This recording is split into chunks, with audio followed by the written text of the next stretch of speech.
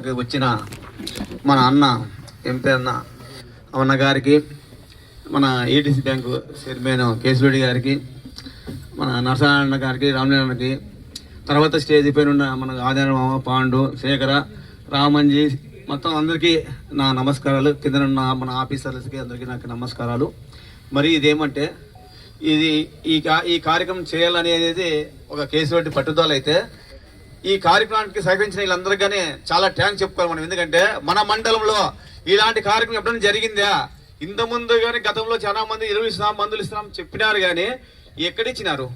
ఏదో పాస్బుక్ తీసుకుపోతే 2 మూటలు ఇచ్చినారు, అంత తప్ప ఎక్కడ జరగలేదు. కానీ ఈరోజు వీళ్ళు మన కేశవరెడ్డి గారు కానీ, మన అన్న ఎంపీ అన్న గారు కానీ, వీళ్ళంతా ఏం లేదంటే ప్రతి రైతుకి అక్కడికన్నా 100 రూపాయలు తక్కువతో రావాలి. అదే కాకుండా ఇక్కడ ప్రతి మందులు కానీ, ఇవే ఒక లిక్విడ్ మందులు కానీ, మంచి నాణ్యమైన మందులు కానీ ఇవ్వాలని చెప్పేసి వీళ్ళు దీనికోసం అన్నల వీళ్ళంతా కానీ కృషి చేయాలని చెప్పేసి నేను కోరుకుంటున్నా. కానీ కేశవరెడ్డి కళ అయితే ఇంకోటిగానే ఉండాలి, ఆయన చేయాలని మేము కోరుకుంటానేది.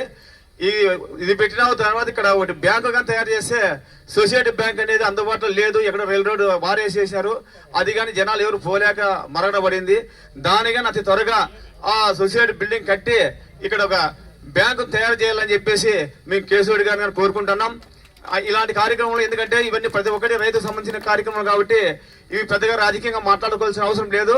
ఎందుకంటే ఇది ఓన్లీ కార్యక్రమం అంటే రైతులకు సంబంధించిందే, అందుకని రాజకీయంగా మనం మాట్లాడలే కాబట్టి వీళ్ళకి కోరుకునేది ఏమంటే నాకు కొంచెం త్వరగా, ఎందుకంటే ఇప్పటికే 2 ఏళ్ళు దాటిపోయింది, ఇక ముందు ఇంకా త్వరగా సంవత్సరం లోపున ఆ బ్యాంకు తయారు చేసి ఆ బ్యాంకులో రైతులకు సంబంధించిన అవి కానీ కార్యక్రమం చేయాలని చెప్పేసి మిమ్మల్ని అందరూ కోరుకుంటూ సెలవు తీసుకుంటున్నాను.